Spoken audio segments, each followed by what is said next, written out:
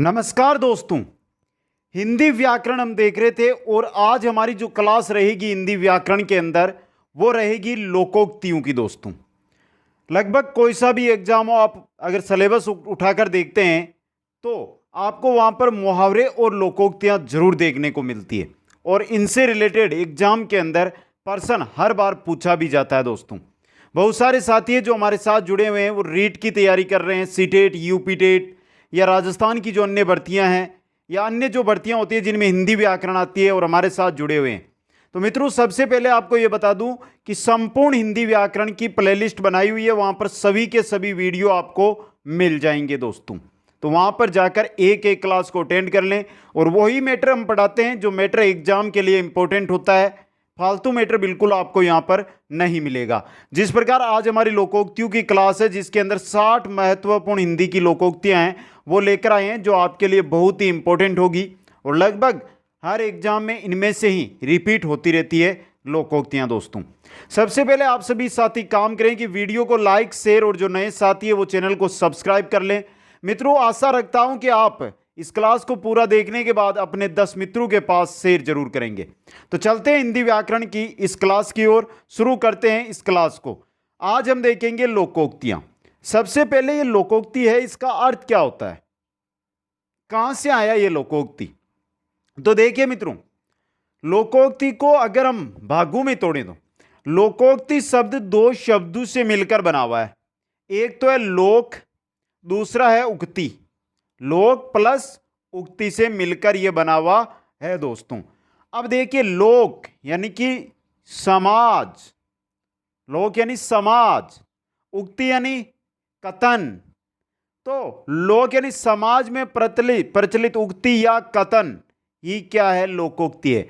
जो सामान्य दिनचर्या से शुरू हुए जो कथन जो आगे बढ़ते गए और उनका एक विशेष अर्थ है वो निकलने लगा और आज भी वो हमारे समाज में प्रयुक्त किए जाते हैं, उनको कहते हैं लोकोक्ति। दोस्तों, अब कुछ 60 महत्वपूर्ण लोकोक्तियां हैं जो एक एक करके हम यहां पर देखेंगे, आपके लिए इंपॉर्टेंट वो रहेगी। दोस्तों, तो चलते हैं पहली लोकोक्ति की ओर। घर फूंक कर तमाशा देखना।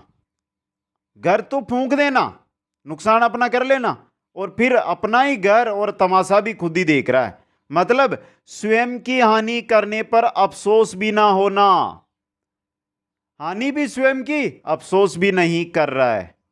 नेक्स्ट है, घर का जोगी जोगना आन गांव का सिद्ध।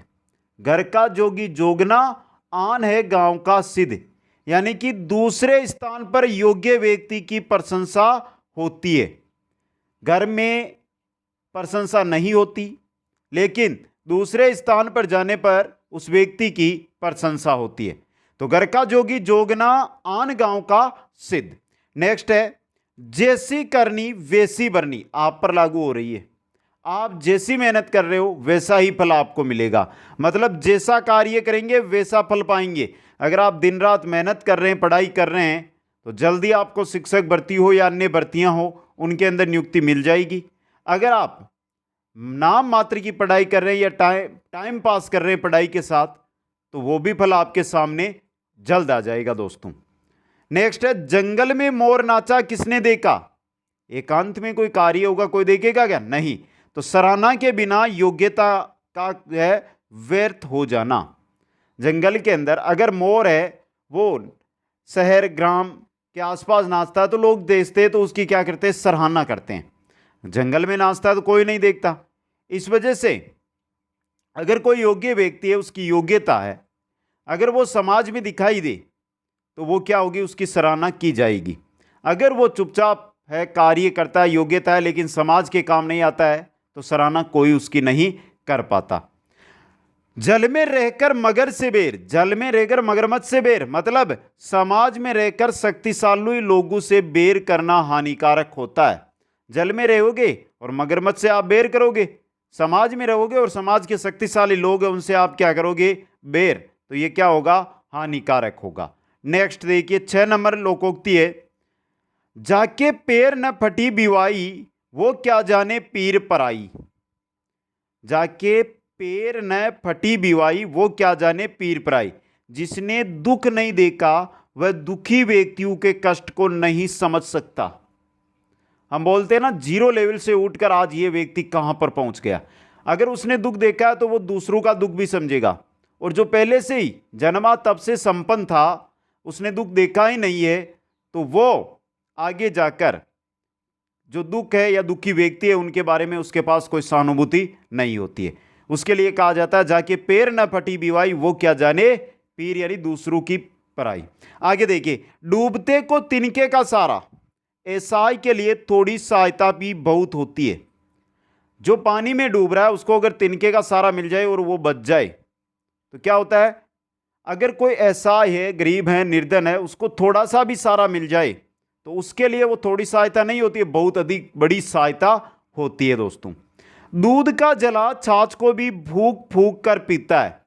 आप पे लागू कर दूं, जो लास्ट एग्जाम में 1 नंबर 2 नंबर 3 नंबर से रहे वो इस बार कठिन परिश्रम कर रहे हैं, क्योंकि सही चीज ही कहा है, दूध का जला छाछ भी फूक फूक कर पीता है। एक बार का धोखा खाया हुआ व्यक्ति हमेशा सतर्क रहता है, वह हमेशा सतर्क रहता है। एक बार जिसने धोखा खा लिया वो आगे क्या रहेगा, सतर्क रहेगा दोस्तों।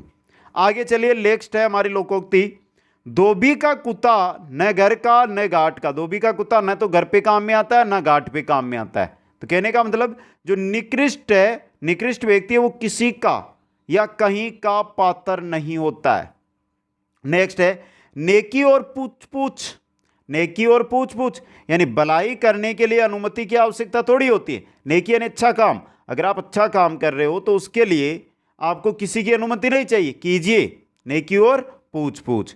पांचों अंगुलियां घी में, पांचों अंगुलियां घी में यानी लाभ ही लाभ, चारों ओर से लाभ ही लाभ मिलता रहे, पांचों अंगुलियां घी में होना। नेक्स्ट है, बिल्ली के गले में घंटी। बिल्ली के गले में घंटी कहने का मतलब कठिन काम संपन्न करना। बिल्ली को पकड़ना ही नामुश्किल सा है, उसके गले में घंटी बांधना तो बहुत दुख अलग ही बात है मित्रों।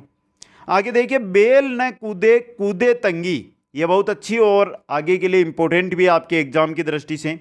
बेल न कूदे कूदे तंगी यानी स्वामी के बल पर सेवक का सास।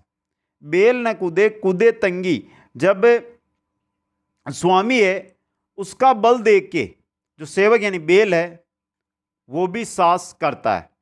आगे चलिए, 14 नंबर पर लोकोक्ति है, बंदर क्या जाने अदरक का स्वाद। मूर्ख व्यक्ति गुण का आदर करना नहीं जानता है। मूर्ख व्यक्ति होता है वो गुण का आदर करना नहीं जानता है। बंदर है वो अदरक का स्वाद क्या जाने। आगे देखिए, बकरे की मां कब तक खैर मनाएगी।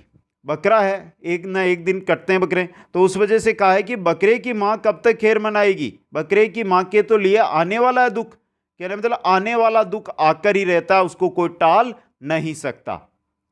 बिल्ली के भाग से छीका टूटा।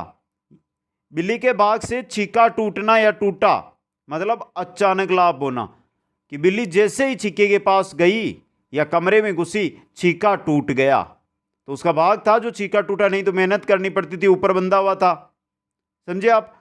अचानक उसको लाभ मिल गया। बेकार से बेगार भली। बेकार बैठने से, अगर आप किसी का बेगार कर रहे हो, किसी का बिना पारिश्रमिक के ही काम कर रहे हो, वो भी अच्छा है। मतलब निकम्मा बैठने से कुछ करना अच्छा होता है दोस्तों। मन चंगा तो कटौती में गंगा। अगर आप मन से शुद्ध है तो आपका सब ठीक होगा। मन चंगा है तो कटौती के अंदर क्या आपके पास गंगा है, शुद्ध नदी गंगा, इस वजह से। मोह में राम बगल में छुरी। मोह से तो राम राम करते हैं और बगल के अंदर क्या रखते हैं, छुरी रखते हैं।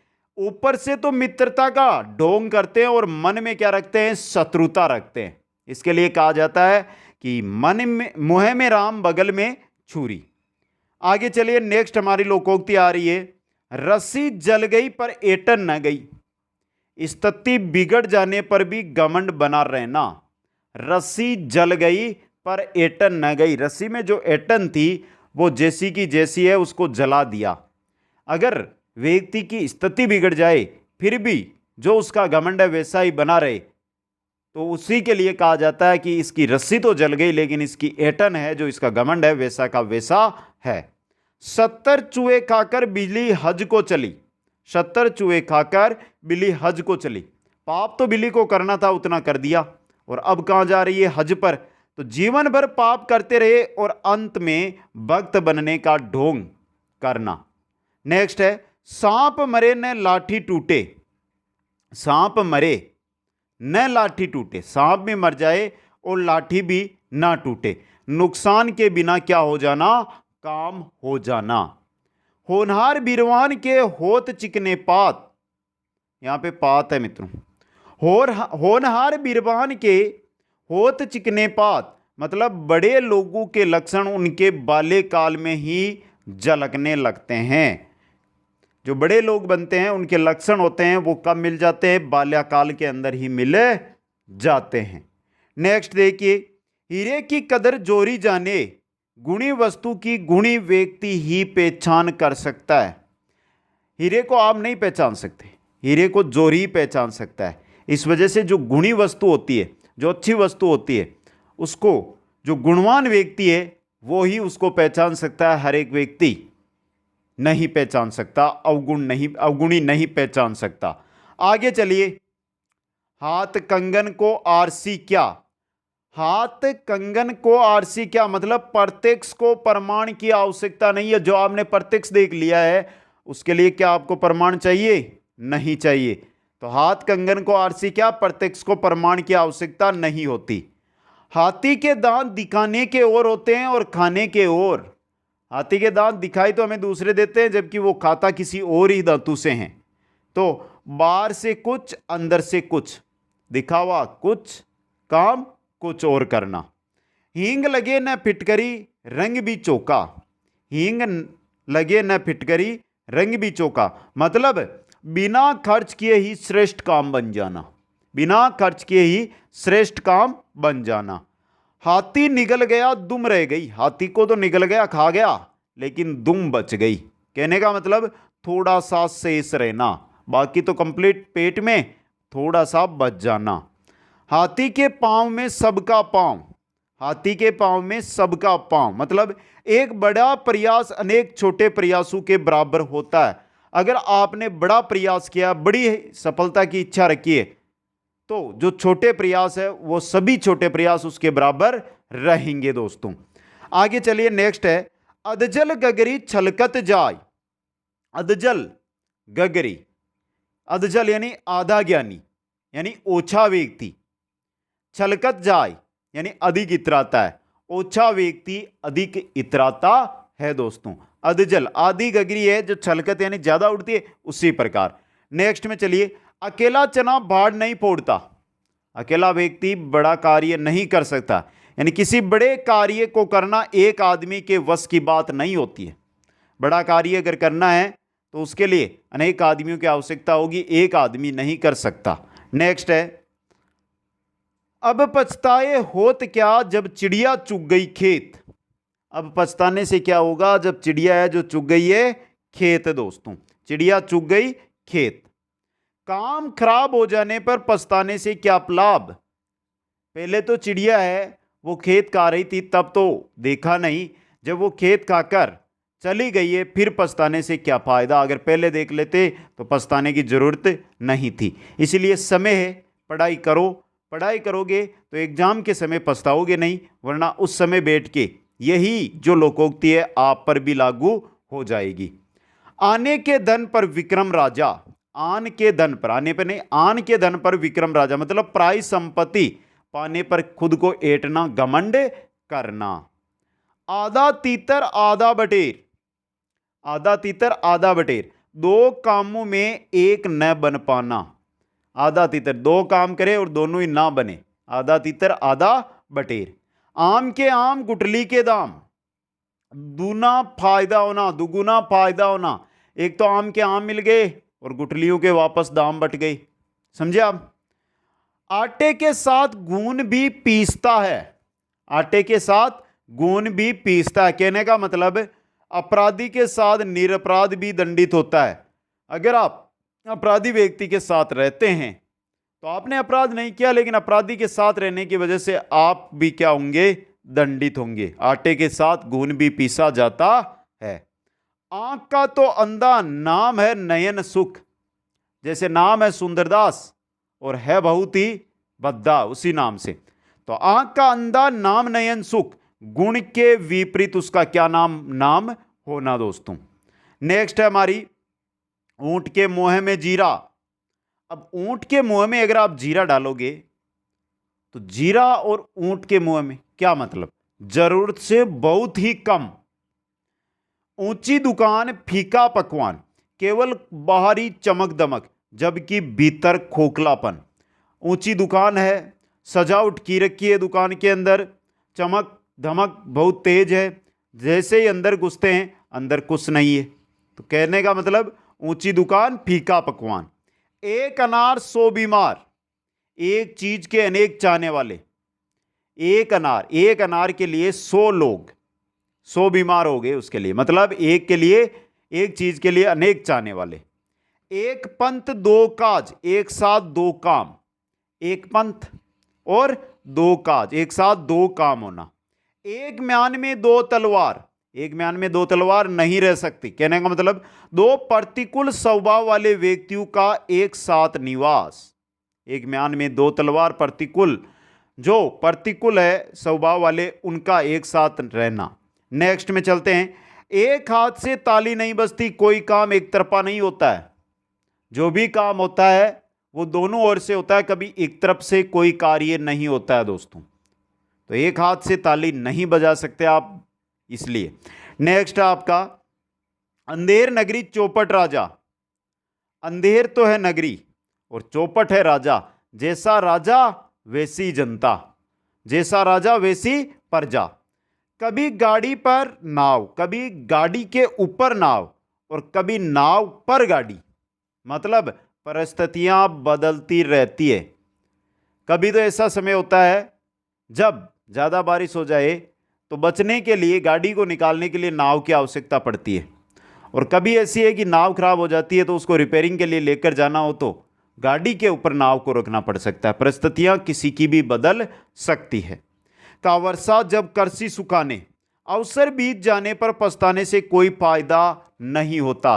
चिड़िया चुग गई खेत, जब पछताने से क्या होता, यानी चिड़ियाओं के खेत चुगने जाने के बाद अगर आप पछता रहे तो उसका मतलब क्या, वही है ये दोस्तों।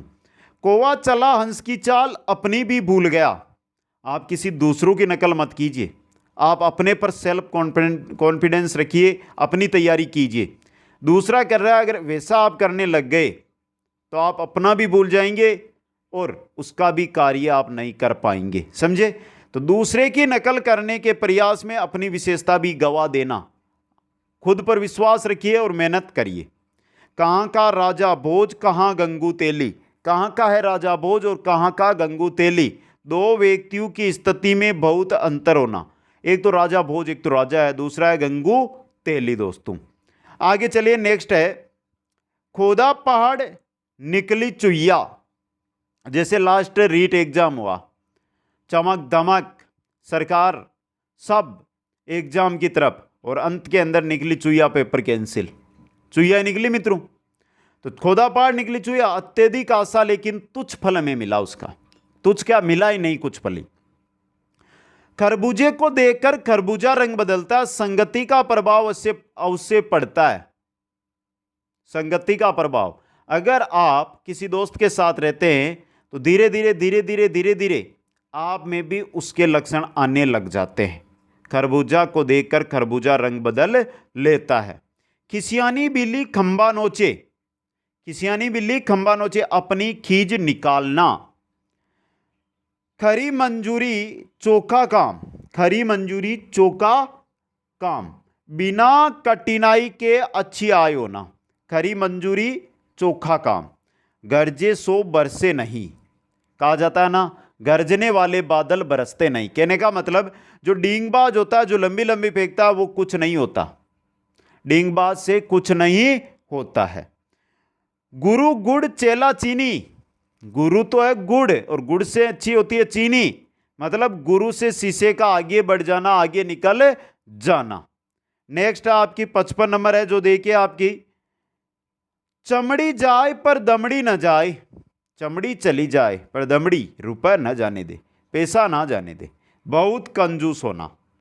4 दिन की चांदनी फिर वही अंधेरी रात, थोड़े दिन की मौज फिर वही कष्ट होता है। 4 दिन की चांदनी फिर वही अंधेरी रात। चोर के पैर नहीं होते, चोर के पैर नहीं होते, पाप करने वाला डरता रहता है।